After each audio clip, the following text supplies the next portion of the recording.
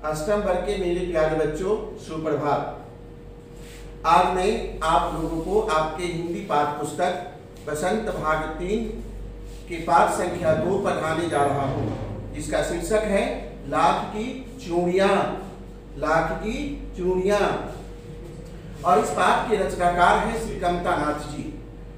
मेरे प्यारे बच्चों, इस पाठ को शुरू करने से पहले मैं आप लोगों को इस पाठ के रचनाकार श्री कमता नाथ जी के जीवन परिचय के बारे में बताने जा रहा हूं।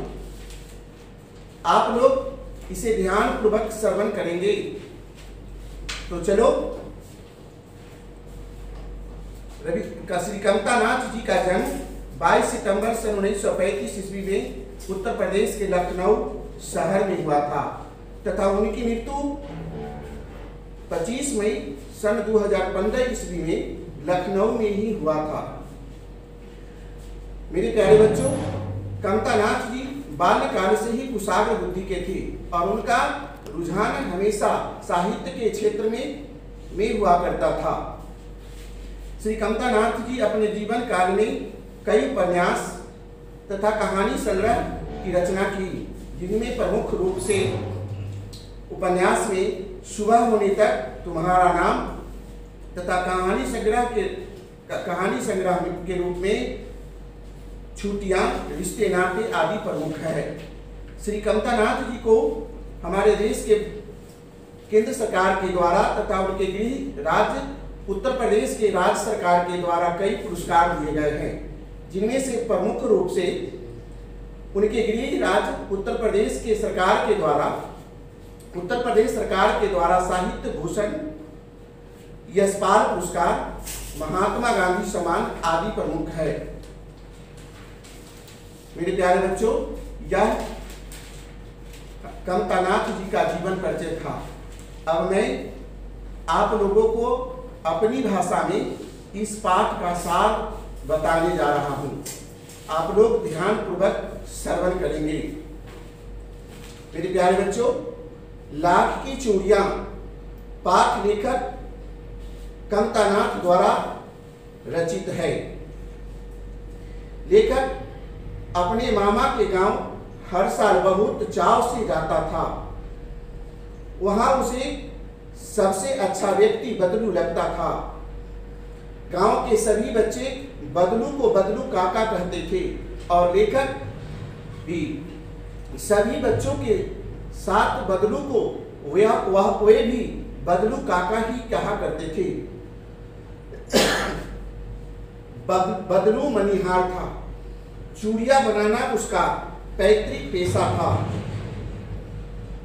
उसकी बनाई सुंदर चूड़ियां की बहुत खपत थी। आसपास तक के गांव की औरतें उसी के बनाई चूड़ियां पहनती थी। वह चूड़िया के बदले पैसे नहीं लेता था। बिना मोल भाव किए वस्तुएं लेता था। शादी विवाह के अवसर पर मुंह मांगे दाम लेता था। वह स्वभाव से बहुत नर्म एवं सीधा साधा था। मगर जब कभी किसी स्त्री के हाथ में कांच की चूड़ियां देखता, अंदर ही अंदर कूदता और उस स्त्री को कुछ सुना भी देता था। लेखक से वह घंटों बात करता। लेखक जब उसे कहता कि शहर के सभी औरतें कांच की चूड़ियां पहनती है, तब वह उनकी कलाइयों को नाजुक बताते हुए मोच आने की बात कहता। लेखक के पिता की बदली किसी दूसरे शहर में हो गई, इसलिए वह 8-10 वर्ष तक अपने मामा के घर न जा सका। बहुत दिनों के बाद जब वह अपने मामा के घर गया तो उसने अपनी बहन के हाथ में कांच की चूड़ियां देखी। चूड़ियां देखते ही उसे बदलू काका की याद आई और वह उनसे मिलने उनके घर गए। बदलू ने लेखक को नहीं पहचाना, मगर जब लेखक ने अपना परिचय दिया तो वह पहचान गया। काम के बारे में पूछने पर उसने बताया, आज मशीनों का युग है और हर काम मशीनों से होने लगा है। ऐसे में हमारी लाख की चूड़िया नहीं टिक पाई। बदलू का स्वास्थ्य भी ठीक नहीं था। उसने चेहरे से उसकी व्यथा झलक रही थी कि मशीनी युग एक और विकास का सूचक माना जाता है, मगर दूसरी ओर लघु एवं कुटीर उद्योग पर उसका क्या प्रभाव पड़ता है, यह बदलू की हालत देखकर लेखक अनुमान लगा रहा था। थोड़ी देर चुप रहने के बाद लेखक ने विषय को बदला और आम की फसल की बात की। बदलू यह सोचकर फिर खुश हो गया कि लेखक को आज भी बचपन में खाए आम याद है। उसने लेखक को आम खिलाए। बदलू की बेटी जब आम लाई तो लेखक ने देखा कि उसकी कलाई पर आज भी लाख की चूड़िया है। मेरे प्यारे बच्चों, अब मैं आप लोगों को यह पाठ पढ़ाने जा रहा हूं। आप लोग ध्यानपूर्वक श्रवण करेंगे। सारे गांव में बदलू मुझे अच्छा आदमी लगता था, क्योंकि वह मुझे सुंदर सुंदर लाख की गोलियां बना कर देता था। मुझे अपने मामा के गांव जाने का सबसे बड़ा चाव यही था कि जब मैं वहां से लौटता था तो मेरे पास ढेर सारी गोलियां होती, रंग बिरंगे गोलियां जो किसी भी बच्चे को मन मोह ले। वैसे तो मेरे मामा के गांव का होने के कारण मुझे बदलू को बदलू मामा कहना चाहिए था, परंतु मैं उसे बदलू मामा न कहकर बदलू काका कहा करता था। जैसे कि गांव के सभी बच्चे उसे कहा करते थे। बदलू का मकान कुछ ऊंचे पर बना था। मकान के सामने बड़ा सा सहना था। बच्चों, सहना शब्द का अर्थ होता है आंगन, जिसमें एक पुराना नीम का वृक्ष लगा था। उसी के नीचे बैठकर बदलू अपना काम किया करता था। बदलू बगल में भट्टी दहकती रहती, जिसमें वह लाख पिघलाया करता। सामने एक लकड़ी के चौखट पड़ी रहती, जिस पर लाख के मुलायम होने पर उसे सलाख के सामने पतला करके चूड़ी का आकार देता। पास में 4-6 विभिन्न आकार के बेलनानुमा मुंगेरिया रखी रहती। बच्चों, बेलनानुमा मुंगेरिया यह चूड़ी बनाने का यंत्र है, जो बेलन के आकार का होता है, जो आगे से कुछ पतली और पीछे से मोटी होती। लाख की चूड़ी का आकार देकर वह उन्हें मुंगेरिया पर चढ़ाकर गोल और चिकना बनाता और तब एक एक कर पूरे हाथ की चूड़ियां बना चुकने के पश्चात वह उन पर रंग भर करता। बदलू यह कार्य सदा ही एक मचिए पर बैठकर किया करता था, जो बहुत ही पुरानी थी। बगल में ही उसका हुक्का रखा रहता, जिसे वह बीच बीच में पीता रहता। गांव में मेरा दोपहर का समय अधिकतर बदलू के पास बीतता।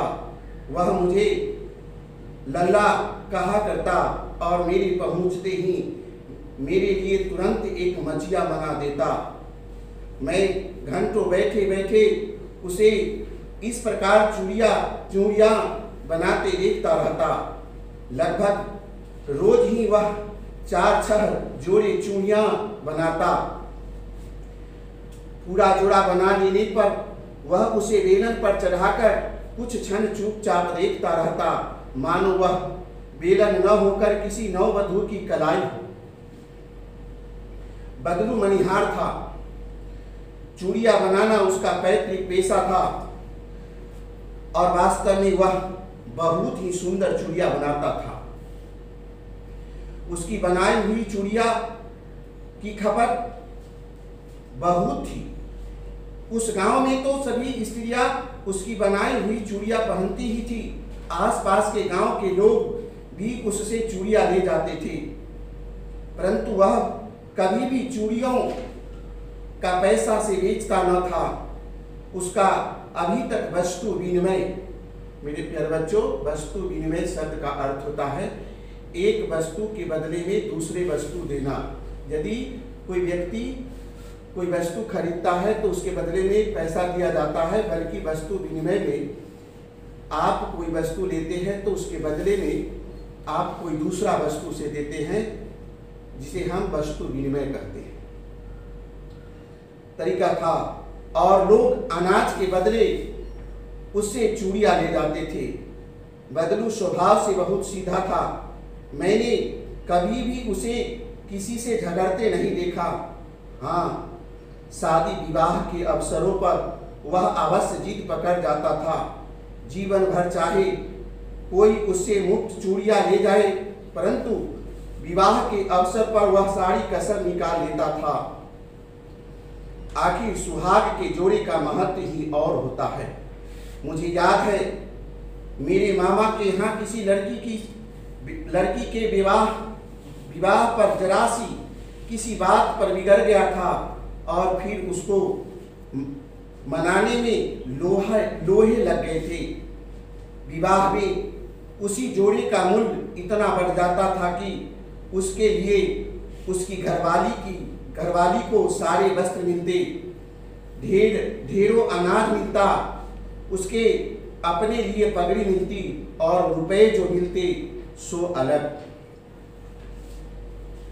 यदि संसार में बदलू को किसी बात से चीज थी तो वह थी कांच की चूड़िया से।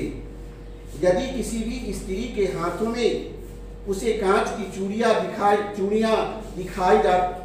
दिख जाती तो वह अंदर ही अंदर कूद उठता और कभी कभी तो वह दो चार बात भी सुना देता। मुझसे तो वह घंटों बात किया करता। कभी मेरी पढ़ाई के बारे में पूछता, कभी मेरे घर के बारे में और कभी यूं ही शहर के जीवन के बारे में। मैं उससे कहता कि शहर में सब कांच की चूड़िया पहनते हैं, तो वह उत्तर देता, शहर की बात और है लल्ला, यहाँ तो सभी कुछ होता है। वहाँ तो औरतें अपने मर्द का हाथ पकड़कर सड़कों पर घूमती भी है और फिर उसकी कलाइयाँ नाजुक होती है ना। लाख की चूड़ियाँ पहने तो मोच ना आ जाए। कभी कभी बदलू मेरी अच्छी खासी खातिर भी करता। जिन दिनों उसकी गाय के दूध होते वह सदा मेरे लिए मलाई बचा कर रखता और आम की फसल में तो मैं रोज ही उसके यहाँ से दो चार आम खा आता। परंतु इन सब बातों के अतिरिक्त जिस कारण वह मुझे अच्छा लगता वह था कि लगभग रोज ही वह मेरे लिए एक दो गोलियां बना देता। मैं बहुधा हर गर्मी की छुट्टी में अपने मामा के यहाँ चला जाता और एक आधे महीने वहाँ रहकर स्कूल खुलने के समय तक वापस आ जाता। परंतु 2-3 बार ही मैं अपने मामा के यहाँ गया होऊंगा, तभी मेरे पिता की एक दूर शहर में बदली हो गई और एक लंबी अवधि तक मैं अपने मामा के गांव न जा सका। तब लगभग 8-10 वर्ष के बाद जब मैं वहां गया तो इतना बड़ा हो चुका था कि लाख की गोलियां में मेरी रुचि नहीं रह गई थी। अतः गांव में होते हुए भी कई दिनों तक मुझे बदलू का ध्यान न आया। इसी बीच मैंने देखा कि गांव के लगभग सभी स्त्रियां कांच की चूड़ियां पहने हैं। बिरले ही हाथों में, बिरले का मतलब होता है खास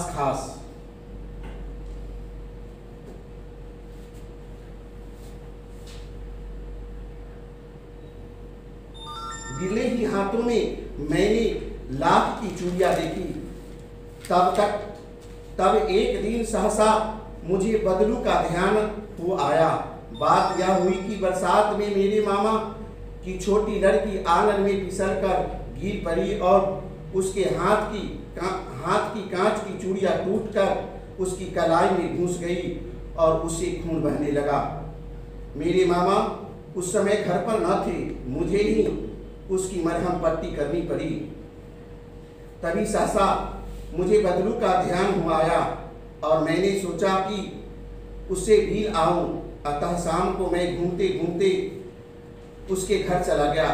बदलू वहीं चबूतरे पर नीम के नीचे एक खाट पर लेटा था। नमस्ते बदलू काका, मैंने कहा। नमस्ते भैया। उसने मेरी नमस्ते का उत्तर दिया और उठकर खाट पर बैठ गया, परंतु उसने मुझे पहचाना नहीं और देर तक मेरी ओर निहारता रहा। मैं हूं जनार्दन काका, आपके पास से गोलियां बनवा कर ले जाता था, मैंने परिचय दिया। बदलू फिर भी चुप रहा, मानो वह अपने स्मृति पटल शब्द का अर्थ होता है यादाश्त, पर अतीत शब्द का अर्थ होता है बीता हुआ समय, बीती हुई बात के चित्र उतार रहा हो। और तब वह एकदम बोल पड़ा, आओ आओ लल्ला बैठो, बहुत दिन बाद गांव आए। हाँ, इधर आना नहीं हो सका काका, मैंने चरपाई पर बैठते हुए उत्तर दिया। कुछ देर फिर शांति रही। मैंने इधर उधर दृष्टि दौड़ाई, न तो मुझे उसकी मचिया ही नजर आई, न ही भट्टी। आजकल काम नहीं करते काका, मैंने पूछा। नहीं लल्ला, काम तो कई साल से बंद है। मेरी बनाई हुई चूड़ियां कोई पूछे तब तो गांव गांव में कांच का प्रचार हो गया है। वह कुछ देर चुप रहा, फिर बोला, मशीन युग है ना यह लल्ला, आजकल सब काम मशीन से होता है। खेत भी मशीन से जोते जाते हैं और फिर जो सुंदरता कांच की चूड़ियां में होती है, लाख की चूड़ियां में कहां संभव है। लेकिन कांच बड़ा खतरनाक होता है, बहुत बड़ी जल्दी टूट जाता है। मैंने कहा, नाजुक तो फिर होता ही है लल्ला। कहते कहते उसे खांसी आ गई और वह देर तक खांसता रहा। मुझे लगा उसे दमा है। अवस्था के साथ साथ उसका शरीर ढल चुका था। उसके हाथों पर और माथे पर नसें उभर आई थी। जाने कैसे उसने मेरी शंका भाप ली और बोला, दम्मा नहीं है मुझे, हंसली खांसी है, यही महीने 2 महीने से आ रही है, 10-15 दिन में ठीक हो जाएगी। मैं चुप रहा। मुझे लगा उसके अंदर कोई बहुत बड़ी व्यथा छिपी है। मैं देर तक सोचता रहा कि इस मशीन युग ने कितने हाथ काट दिए हैं। कुछ देर फिर शांति रही, जो मुझे अच्छी नहीं लगी। आम की फसल अब कैसी है काका? कुछ देर पश्चात मैंने बात का विषय बदलते हुए पूछा। अच्छी है लल्ला, बहुत अच्छी है, उसने लहक कर उत्तर दिया और अंदर अपनी बेटी को आवाज दी, आरी रजो, लल्ला के लिए आम तो ले आओ। फिर मेरी ओर मुखातिब होकर बोला, माफ करना लल्ला, मुझे तुम्हें आम खिलाना भूल गया था। नहीं नहीं काका, आम तो मैं तो इस साल बहुत खाए हैं। वाह वाह, बिना आम खिलाए कैसे जाने दूंगा तुमको। मैं चुप हो गया। मुझे वे दिन याद हो आए जब वह मेरे लिए मलाई बचा कर रखता था। गाय तो अच्छी है न काका? मैंने पूछा। गाय कहाँ है लल्ला? 2 साल हुए बेच दी, कहाँ से खिलाता। इतने में रज्जो उसकी बेटी अंदर से एक डलिया में ढेर से आम ले आई। यह तो बहुत है काका, इतने कहाँ खा पाऊंगा। मैंने कहा, वाह वाह। वह हंस पड़ा, शहरी ठहरे ना, मैं तुम्हारी उम्र का था तो इसके चौगुने आम एक बखत में खा जाता था। आप लोगों की बात और है, मैंने उत्तर दिया। अच्छा बेटी, लल्ला को 4-5 आम छाट कर दो, सिंदूरी वाला देना। देखो लल्ला कैसे है, इसी साल यह पेड़ तैयार हुआ है। रज्जो ने 4-5 आम अंजलि में लेकर मेरी ओर बढ़ा दिया। आम लेने के लिए मैंने हाथ बढ़ाया तो मेरी निगाह एक क्षण के लिए उसके हाथों पर ठिठक गई। गोरी गोरी कलाइयों पर लाख की चूड़ियां बहुत ही फब रही थी। बदलू ने मेरी दृष्टि देख ली और बोल पड़ा, यही आखिरी जोड़ा बनाया था जमींदार साहब की बेटी के विवाह पर। 10 आने पैसे मुझको दे रहे थे, मैंने जोड़े नहीं दिया। कल शहर से ले आओ। मैंने आम ले लिए और खाकर थोड़ी देर पश्चात चला आया। मुझे प्रसन्नता हुई कि बदलू ने हार कर भी हार नहीं मानी थी। उसका व्यक्तित्व कांच की चूड़िया जैसा न था कि आसानी से टूट जाए। धन्यवाद।